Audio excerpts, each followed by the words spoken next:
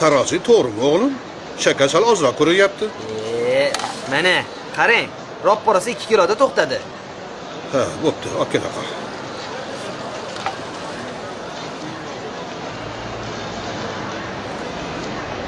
Gap qoling o'zimga. Amaki, shakaringiz 1 kilo 600 ekan. Ha, shunaqami? Rahmat uka.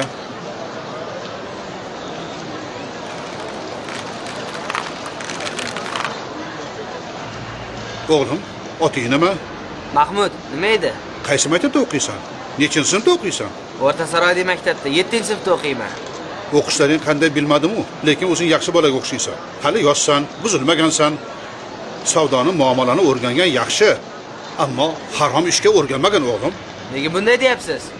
Negaki mana bu tortib bergan shakaring 1 kiloga 600 gram chiqdi. Bu qanaqasi o'g'lim? Mana qarang, ropparasi 2 kiloda to'xtadi. Tarojim buzuq. Menga qara o'g'lim. Buvang kelganda ayt. Tortgan shakarim ochiqdi degan. Bir xaridor amakimni oldida uyatga qoldim degan, tushundingmi? Bo'lmasa shu yoshingdan gunohga botib, juvarmay bo'lib ketishing mumkin. Amaki, nima gap? Hech gap yo'q. Taroz biziq aka, shakar kam chiqdi. Oboron borgan. Sozlangan tarozini olib chiqsang bo'lmasmidi? Hozir bu ham o'zlari keladilar. Ha, nima bo'pti? Bu o'zi o'zlari tarozida to'salar bo'lardi, bo'ptimi? Yosh bolani nima qilardilar? Qo'yib, Tarozini tekshirtirib olsang bo'lmasmidi? Tarozidan urish gunohi azim. oxiratni o'ylamaydi gunoh insof. Kichkinagina bo'la turib. Mana bu yerga qo'y. Avval boshi bularni kattasini xudo urgan. Keldingizmi Qutayam aka? Ha, nima gap? Bu yerda tarozidan haligiday Bo'pti, bor, ishingga bor.